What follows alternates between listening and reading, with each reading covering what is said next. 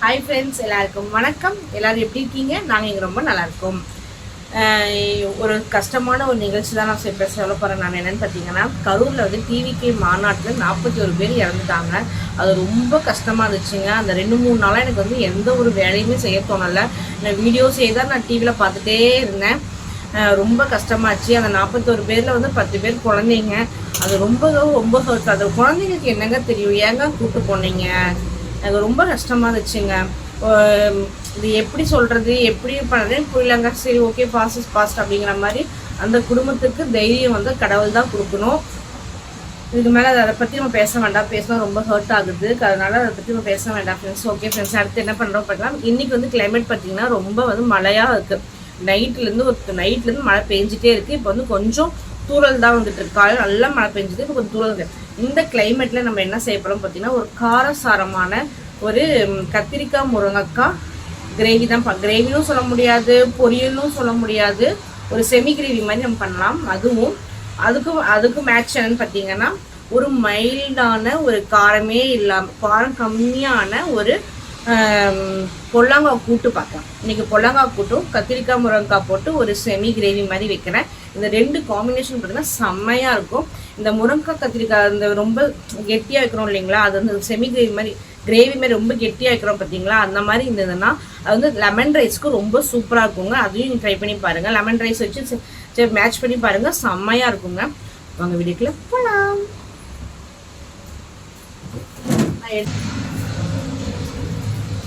நான் வீடியோ போட்டு 7 நாள் ஆயிடுச்சுங்க. வீடியோவே என்னால் போடவே முடியல. நான் ஒரு 3 டேஸாக அந்த கரூர் நிகழ்ச்சி பார்த்து ரொம்ப சேடாக எப்படி உட்காந்துட்டேன்னா, அடுத்த 4 நாள் பார்த்தீங்கன்னா எனக்கு ரொம்ப கஷ்டமாக இருந்தது. பாப்பா அழுவாங்க, அது மாதிரி ரொம்ப டயர்டாகவும் இருந்தது. ரொம்ப என்ன சொல்கிறது, இந்த வேலையே ஓடலாங்க ஒரு வாரமாக. சரி, இப்படியே இருந்தால் நம்ம ரொம்ப கஷ்டமாக போயிடும்னு சொல்லி தான் இன்றைக்கி வீடியோ எடுத்தே ஆகணும்னு சொல்லி இன்றைக்கி எடுத்துகிட்டு இருக்காங்க. ஆனால் இந்த காலத்துலங்க நல்லது செய்ய வரோன்னு சொன்னவங்களுக்கும் நல்லது செஞ்சிட்டு இருக்கவங்களுக்கும் நான் என்ன சொல்றது, எதுக்கு இப்படி இடையூறு வருதுன்னே எனக்கு ஒண்ணுமே புரியல. யாருக்காகவும் எந்த சப்போர்ட் பண்ணியும் நான் பேசல. நான் என்ன சொல்ல வரேன்னா, இப்ப விஜய் நான் வந்து செய்ய வரேன்னு வர்றாங்க. எல்லாரும் தான் நம்மளுடைய சிஎம்மும் சரி ஆட்சியில இருந்து பண்றாரு, பண்ணிட்டு இருக்காரு. அதே மாதிரி எடப்பாடியாரும் வந்தாங்க. எல்லாருமே வந்தீங்க, பண்றீங்க, ஓகே. இவர் இன்னும் வரல. சரி, அவருக்கு ஒரு வாய்ப்பு கொடுக்கலாம் அப்படிங்கிற மாதிரி மக்கள் வந்து கூட்டத்துக்கு வராங்க. அதுவும் இல்லாம வாய்ப்பு கொடுக்குறவங்களும் வராங்க, ஹீரோவும் வராங்க. ஹீரோவா நடிச்சதுனால அவரை பார்க்கணும் கோசமும் வராங்க இல்லையா. நான் என்ன சொல்ல வரேன்னா, அவரு விஜய் எங்க அண்ணா சொன்ன மாதிரி தான். என்ன சொல்றோம் பார்த்தீங்கன்னா, எது பண்ணினாலும் என்ன பண்ணினாலும் மக்களுக்கு பாதுகாப்பு தர வேண்டியது அரசாங்கமே.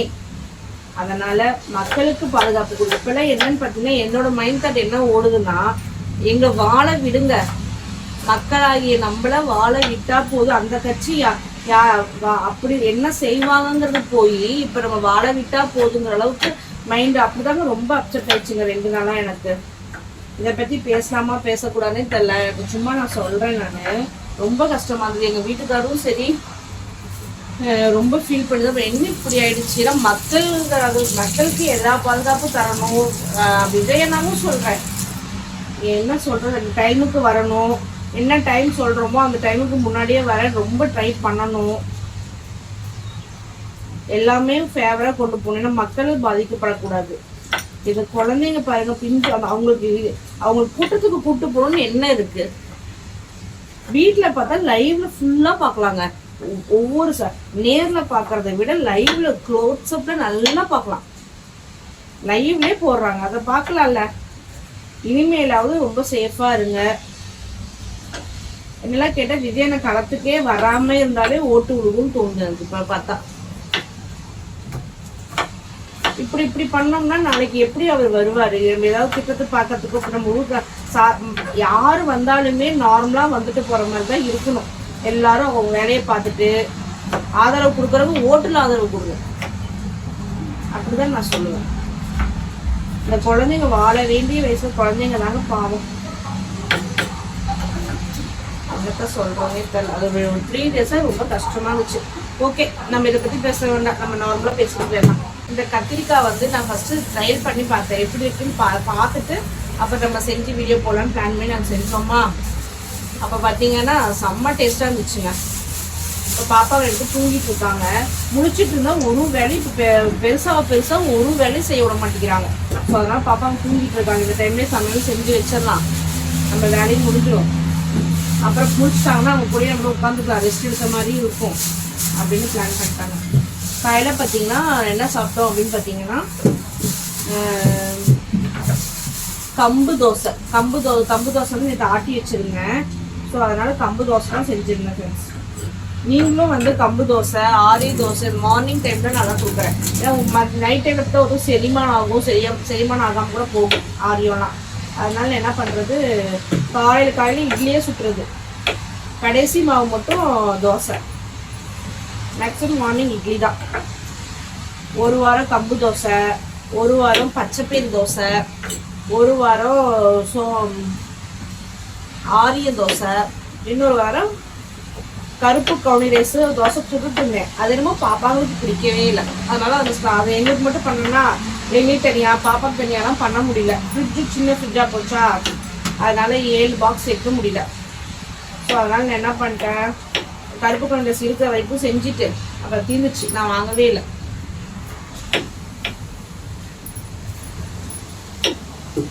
அப்புறமேல நேற்று வந்து நைட்டு வந்து பாசிப்பருப்பு சாம்பார் மாதிரி சும்மா பருப்பு கடைஞ்சி வச்சேன்னா அதில் வந்து இப்போ பாசிப்பருப்பு கொஞ்சம் எடுத்து வச்சுருக்கேன். சரி நீ கூட்டு செய்யணும் இல்லையா, அதனால் தனியாக பருப்பு வேக வைக்க வேணாம்னு சொல்லிட்டு நேற்றே கொஞ்சம் பருப்பு எடுத்து வச்சிட்டேன்.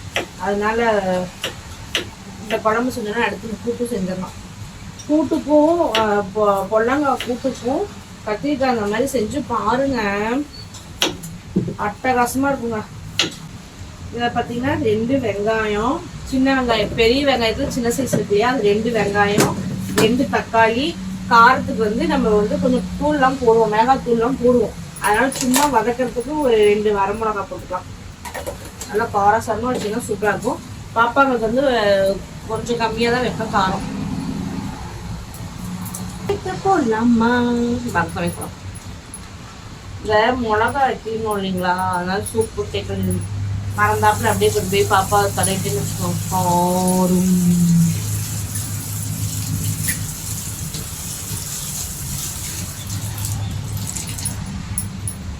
இது சரியான மிளகா, மழையோ கிளைமேட்டுக்கு அப்படியே கூப்பிட்டு ஜாலியா இருக்கு. இல்லாட்டி வெயில் சரியான வெயில் எடுத்தா சமைக்கவே அதே டயர்டாயிடும், புத்துன்னு வேர்த்து போயிடும். பாப்பாங்களும் தூங்கிட்டு இருக்காங்க. கிளைமேட்டு பாருங்க எப்படி இருக்குன்னு. அட அட அட அட அட, இதுக்கு அப்படியே ஒரு கப் காஃபி, ஒரு பஜ்ஜி போண்டா சாப்பிட்டா எப்படி இருக்கும், அட்டகாசமாக இருக்கும். இதுக்கு வந்து நல்லெண்ணெய் யூஸ் பண்ணுங்க, அப்போ தான் செம்ம டேஸ்ட்டாக இருக்கும். ஒரு 2 ஸ்பூன் எண்ணெய் நல்லெண்ணெய் ஊற்றிக்கலாம். நீங்கள் எந்த அளவுக்கு நல்லெண்ணெய் ஊற்றுறீங்களோ அந்தளவுக்கு காரமும் அடக்கும், செம்ம டேஸ்ட்டாகவும் இருக்கும். நல்லெண்ணெய் ஊற்றிக்கோங்க. அப்புறம் பார்த்தீங்கன்னா கடுகு, ஒரு 1/4 ஸ்பூன் கடுகு,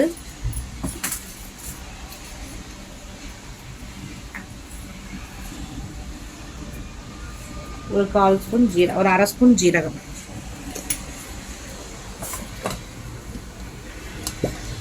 ஒரு 1/4 ஸ்பூன் சோம்பும் சொல்லுவாங்க, பெருஞ்சீரகமும் சொல்லுவாங்க. போட்டு நல்லா வதக்கிக்கோங்க.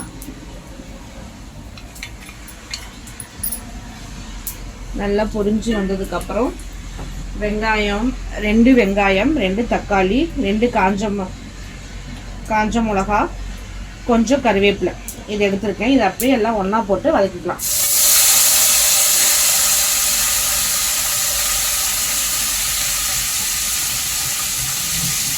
உங்கள் காரத்துக்கு ஏற்ற வரமிளகா போட்டுக்கோங்க. அதுக்கப்புறம் நாங்கள் கொஞ்சம் மிளகாத்தூள், சாம்பார் குழம்பு மிளகாய் தூள்லாம் போடுவோம். ஸோ அதனால் காரத்துக்கு ஏற்ற மாதிரி வரமிளகா போட்டுக்கோங்க. இதை நல்லா வதக்கிக்கோங்க, நல்லா வதங்கி வரணும். அப்புறம் இந்த குழம்புக்கு தேவையான உப்பு போட்டுக்கோங்க. ஒரு 1/4 ஸ்பூன் மஞ்சள்தூள் போட்டுட்டு நல்லா வதக்கிக்கோங்க. நல்லா வதக்கிட்டோம்னா ஒரு 2 நிமிஷம் வதங்கினா போதுங்க. அப்புறம் நம்ம முருங்கைக்காயும் கத்திரிக்காயும் போட்டுக்கலாம், ஏன்னா அது வெந்து வரணும் இல்லையா, அதனால் எல்லாம் ஒன்றா வெந்துச்சுன்னா செம்ம டேஸ்ட்டாக இருக்கும். இந்த அளவுக்கு வதங்கினா போதும். இதுலேயே வந்து கத்திரிக்காய், முருங்கைக்காய் போட்டுருணும். இதுலேயே முருங்கைக்காவும் வெந்து வந்துடும் ஃப்ரெண்ட்ஸ். ஐயோ முருங்கைக்காய் வேகாதே அப்படிலாம் நினைக்காதீங்க. இதுலேயே நல்லா நொங்காட்டம் வெந்து வந்துடும். நல்லா மிக்ஸ் பண்ணி விட்டு அப்படியே மூடி வச்சுருங்க. இதுலேயே கொஞ்சம் வேகட்டும்.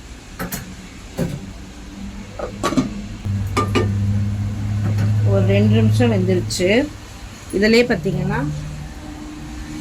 அது வந்து எந்த ரொம்ப காரமாக இருக்கும், அதனால நான் 1 ஸ்பூன் மட்டும் போடுறேன். உங்களுக்கு காரம் நம்ம எவ்வளோ இருக்கோ அது மாதிரி போட்டுக்கோங்க.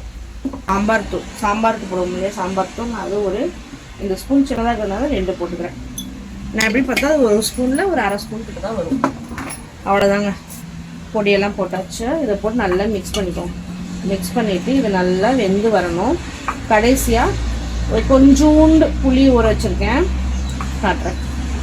அதை கரைச்சி ஊற்றி ட்ரை பண்ணோம்னா செம்ம டேஸ்ட்டாக இருக்கும். இந்த மாதிரி தண்ணி மட்டும் ஊற்றிக்கலாம் வேகிறதுக்காக. இது நல்லா மிக்ஸ் பண்ணி விட்டுருங்க.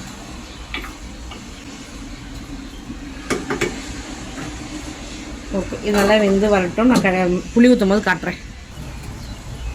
இதை பாருங்க, இந்த அளவுக்கு கொஞ்சம் கெட்டியாக வந்ததுக்கப்புறம் புளி ஊற்றிடுங்க. புளி வந்து அப்படியே காமிச்சிடுங்க. இந்த அளவுக்கு ஊற வச்சுருக்கேன். இது நல்லா புளி கரைச்சி இது ஓகே, அவ்வளோதான்.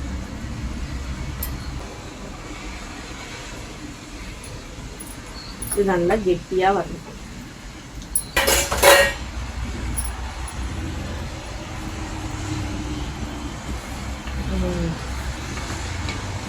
இதை வச்சு தொட்டு சாப்பிட்டு பாருங்க. சும்மா நான் ஹைப் கொடுக்கல, நீங்கள் கண்டிப்பாக செஞ்சு பாருங்க.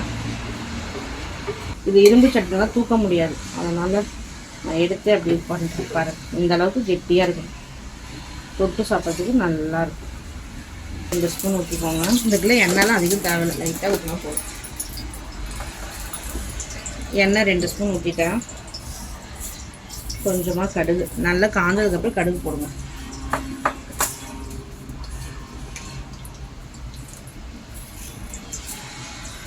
ஒரு 1/4 ஸ்பூன் கம்மியாகவே ஜீரகம், ஒரு பெரிய வெங்காயம், 4 வரமிளகா, கொஞ்சம் கருவேப்பிலை, புடலங்காய் நறுக்கி வச்சுருக்கேன். எல்லாமே ஒன்றா போட்டுடலாம்.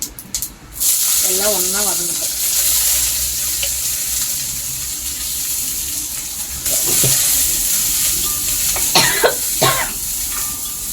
உப்பு போட்டுக்கோங்க. 1 ஸ்பூன் மஞ்சள்தூள். நல்லா மிக்ஸ் பண்ணிக்கோங்க.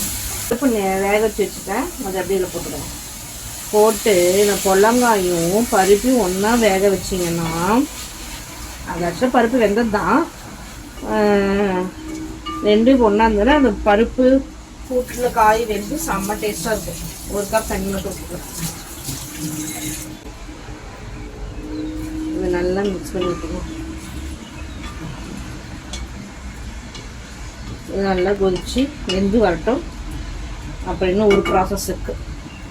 2.5 ஸ்பூன் திருவண்ண தேங்காய், 1/4 ஸ்பூன் ஜீரகம், 2 பல் பூண்டு போட்டு நல்லா நைஸாக அரைச்சி எடுத்து வந்துடலாம்.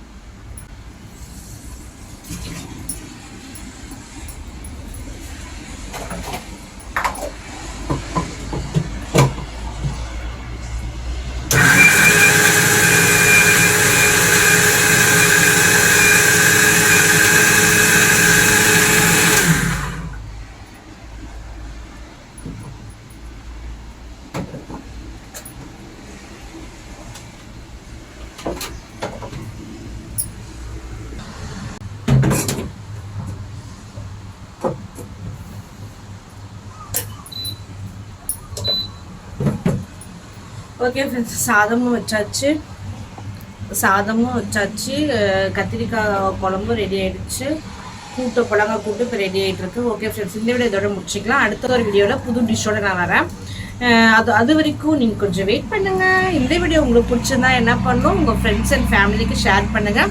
கண்டிப்பாக இந்த வீடியோ பிடிச்சிருந்தா சப்ஸ்கிரைப் பண்ணிக்கோங்க. சப்ஸ்கிரைப் பண்ணி சப்போர்ட் பண்ணுங்கள்.